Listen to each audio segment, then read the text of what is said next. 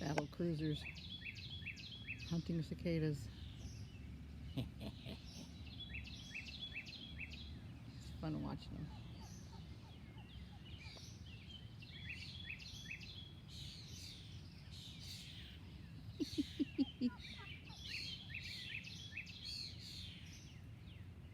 A patrolling force, if you will, in our battle against cicadas. They really don't like it when they run up against the fence. Means I have to look up from the bugs. Oh my.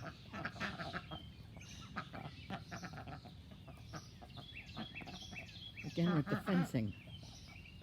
Again with the fencing, Mom. What's that all about? So this patch is breakfast radishes, tomatoes, marigolds, some other old seeds. I don't even remember what they were. I just threw it out here, and radishes are starting a harvest. We have our 46-inch tall bearded iris. They're huge. Get a little drink between bugs, you know, like you do. Anywho, trying to source some bamboo to fill in that fence line and create a windscreen. But, you know, it's the end of May. The cicadas are just coming up. Those are hardy hydrangeas. Not hydrangeas, geraniums. So, cranesbill, which at the moment looks kind of droopy, but once they're done being shocked, they'll come back to life, and I'll put them in the ground. As we go around the garden, we've gone full bore crazy this year. So I have sweet peas to climb up this fencing screen if they do well. I don't know, I've never had them do well in Ohio, but they did great in California. And this is our first of our climbing roses. So the white on one side of the gate and a white one on the other side of the gate. So Hostas is borders. And then we have the Daylilies as borders. In there will be hollyhocks next year. Just need to grow up a little bit. You can see the artichokes. I was so concerned this had crown rot and died. Did not in fact die. So I come in here, I gotta be careful where I step. So right in the front we have some strawberries, and the lettuces coming in rows. And then I have the pink iris, the tall skinny purples, skinny lavenders really, those big blue frilly ones. I'm going to separate those out so I can keep them what I know is what's where. Anywho, and there is a fly biting my leg, which tells me that it's going to rain again. Anyway, once this grows up, this will be my new system this year. So I've got some squash in. On the right hand side are zinnias. So my strategy this year is to both block the fence with all this free pallet wood that I've been poking in as borders, and then there's a fence, but then there's also plants that the rabbits absolutely hate. So the yarrow, zinnias, got some daisies and black-eyed Susans up there. Those big bushies that the duck is currently checking out are actually poppies. So they're at my other fence at this moment. And then the walkway over here kind of did not come in quite as much. So we'll see what happens. I'm going to build out the trellis for the tomatoes over here. These are all cherry tomatoes. Well, that lovely pink cherry tomato that was kind of sweet.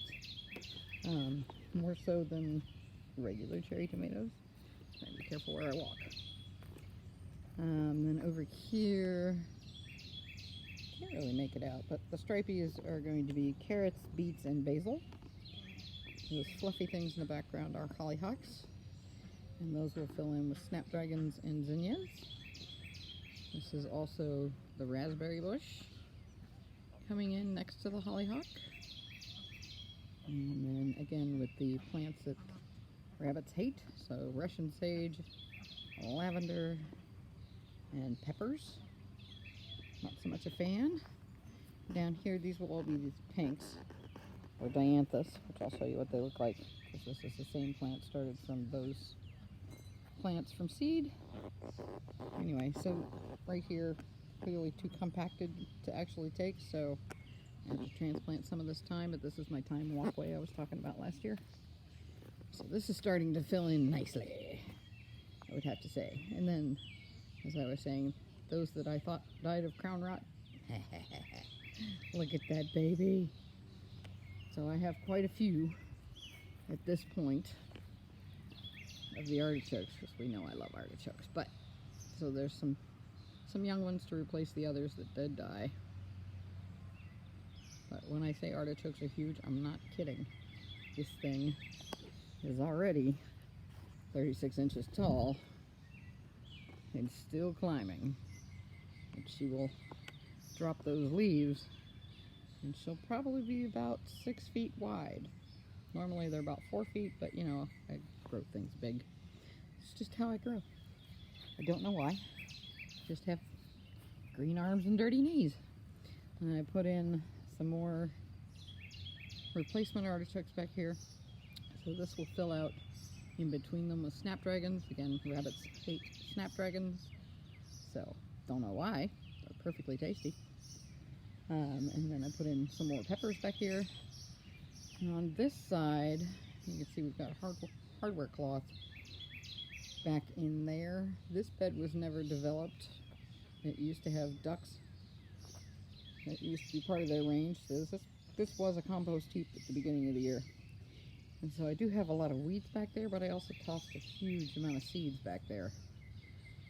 And I'm planting up against the fence as well. So again, next year there will be hollyhocks. This year there will be the Russian giant sunflowers and lamb's ears and Russian sage, everything to keep the rabbits away. So this is my bait and switch border going around the outside. Even though the fence goes to the ground, I still don't want them to, you know, have any interest. So lamb's ears, pink iris, and the very, very young, you can see the teeny tiny babies right here at the front. Where's my finger? There's one. So every 12 inches I've got another one. So those are Canterbury Bells. So a campanula, which will bloom next year. So we'll have 2-foot spiky prettiness back here to mix in with all of that purple and pink wondrousness.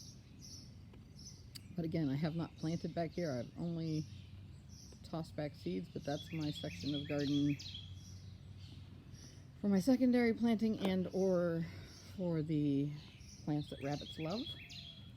So this, trying to make it so that there is a section in the garden that they absolutely cannot get into. So I'm confusing the hell out of them with fencing and plants and, you know, on and on and on. So back to the regular veggie bed.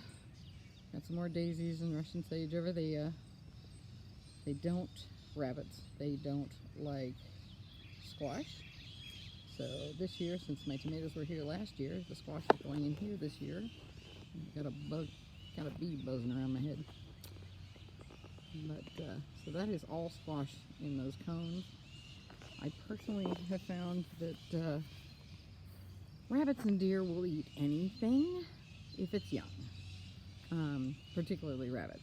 Deer have not come back to my yard since hanging these.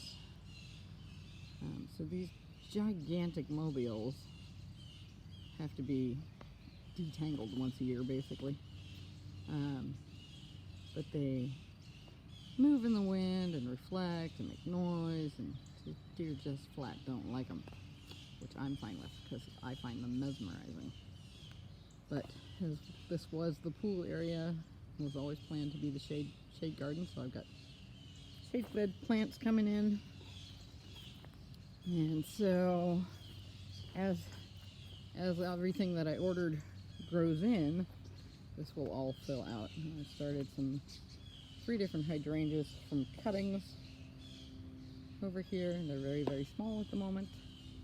But I've got some Godzilla fern, leather fern, Christmas fern, autumn fern. The maidenhair did not make it.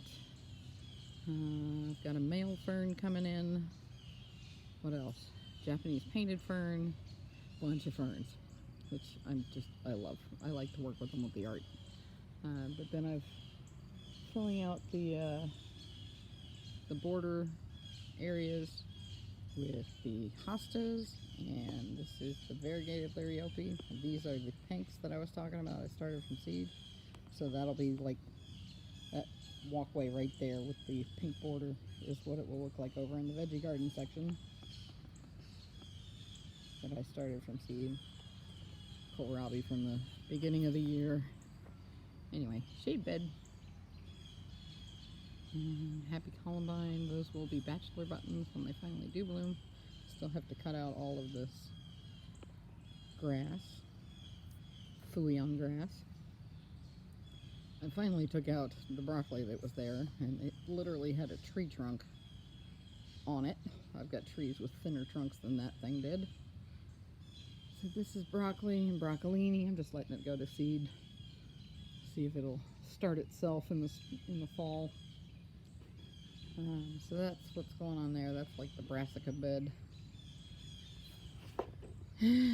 Back where the cages are, that's actually asparagus. And it looks like I've got some new spears coming up. Yay! I thought they were done. But yeah, things are starting to come up. The snapdragons look like they're about to bloom. They're getting heads on them. And considering those were started last year, it's about flipping time. But again, it's supposed to be an annual. I don't think so. It's the exact same plant. Those are not reseeders. They just never died. As you can see, my fluffy asparagus. It's the early harvest French variety. And yes, weeding needs to occur. So the big patch of green right there is actually thyme, so I'm going to fill out the walkway with that. Cut that out and move it so that it eventually fills in.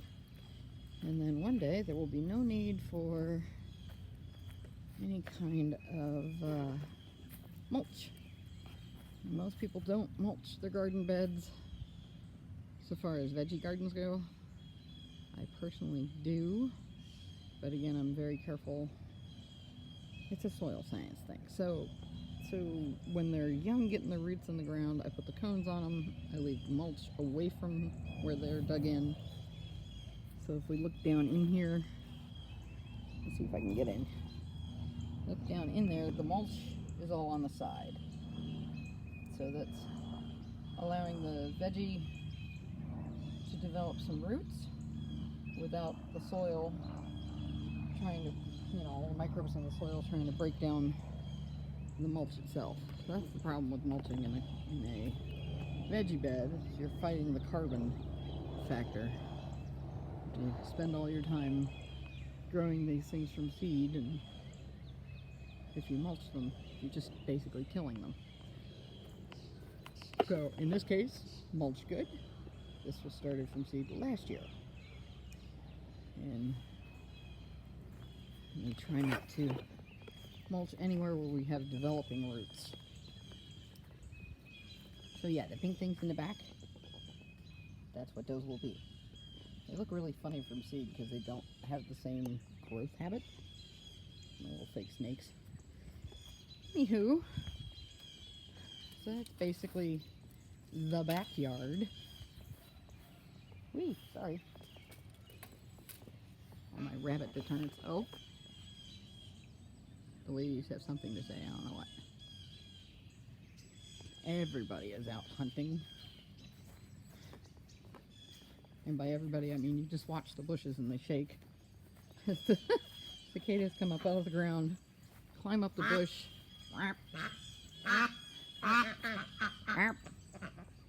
You saying hello? Say hello.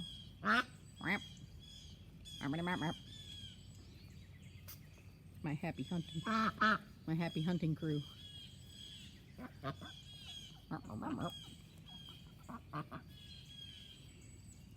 They talk about ducks in a row. This is why. Because ducks do everything in a row. Anywho, so I moved out the vinca, made the tree well on this massive maple that much bigger, and pulled up the liners that were there. So I basically blocked all the grass around the tree well so that the tree would be able to suck up a little more water and get healthy. That seems to be something that's a problem back here. You know, every time these windstorms come through, I see all these huge limbs down. And it's because people don't take care of their trees. They just assume that they're going to be alright. And they're not. There's another happy hunter. That's my rabbit hunter. Looking for his girlfriend. Anyhow. Oh goody, now we know where there's another one. So these I picked up last year and I'm really pleased with. The color on them is just extraordinary. So it's real pale lavender on top, almost veiny lavender. And these yellow tongues with this brilliant violet on the leaf. And almost like maroony sides on the falls. I don't know. Anyway, and then the super frilly guys. So this bed, when I say anybody can grow iris, I mean anybody can grow iris. All I did here was throw old old rhizomes out.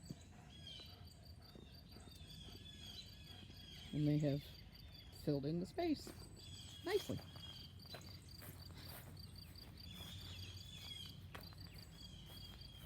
I had 10 yards of mulch delivered. That was that. In the buckets will be canna. Canna in this climate. These will all get transferred to different people's houses. But anyway, full sun, nice and tall, but they need to be brought in this particular zone needs to be brought in the winter and put in the garage so that the bulbs themselves don't freeze. So I have some coming up out here in the garden. As you can see, I'm tenting for cicadas. So the top of this tree, I couldn't reach, I admit it. So I got him wrapped up. It's my birch tree that the caterpillars denuded last year. I'll be damned if the cicadas get to kill it by eating into the branches. And my hydrangea is doing quite well. I think she's about ready to pop.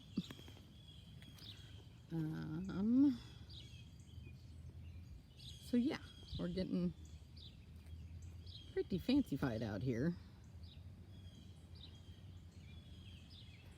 As far as garden rooms go, this is pretty good. So this is the hill strip that I've been working on. Over to the hydrant. Here comes my hunter. Anyway, the hill strip, so I'll be able to mow this.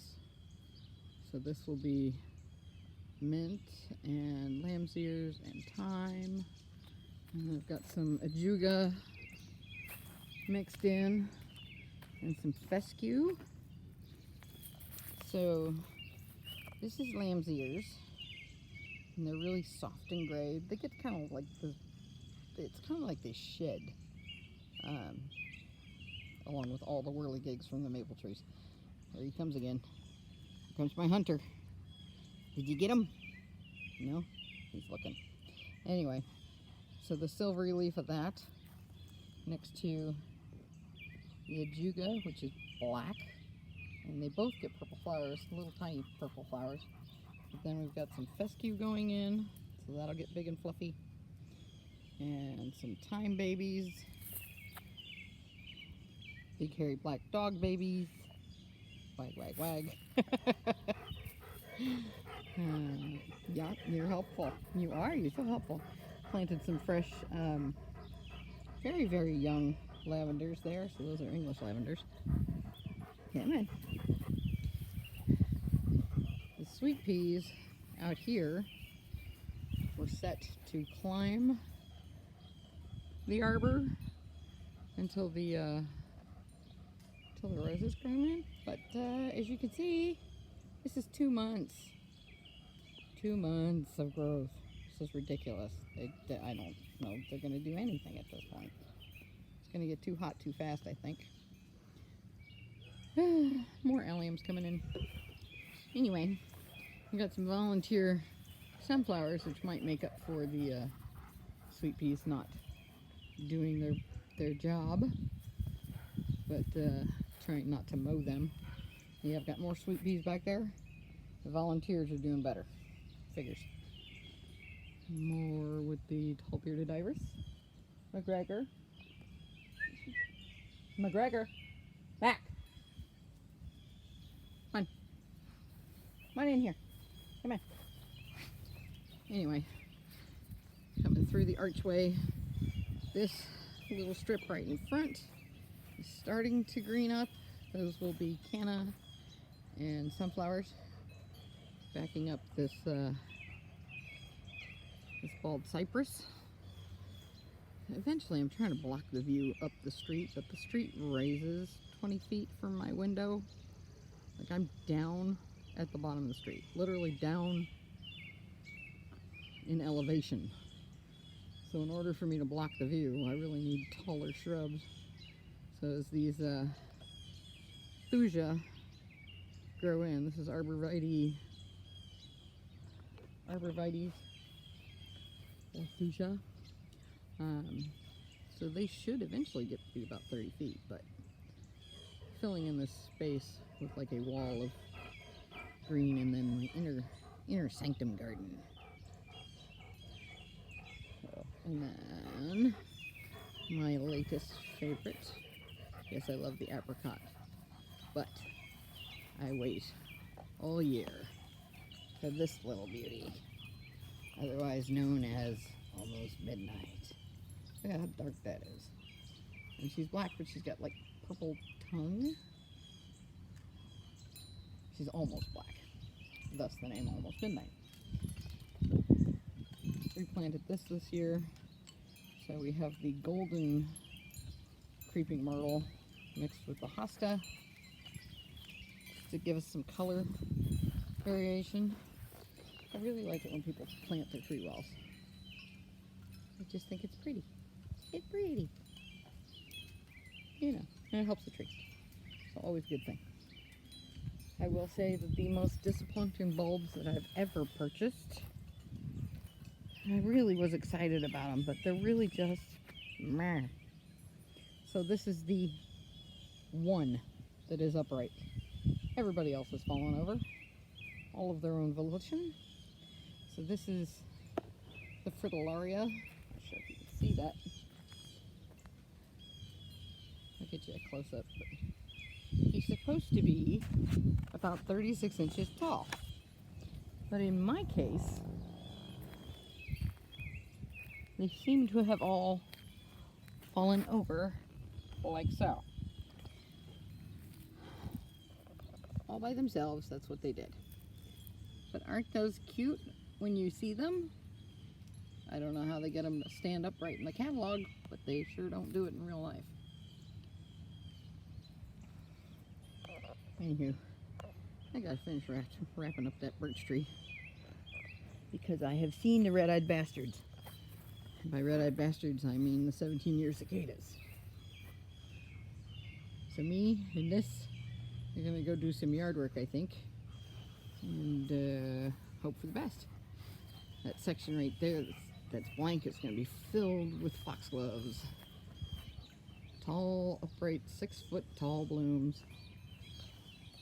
And I think I'm gonna put them along that fence line too. I do have some new hostas this year.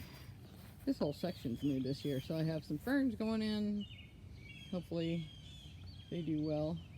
The hosta on the left is the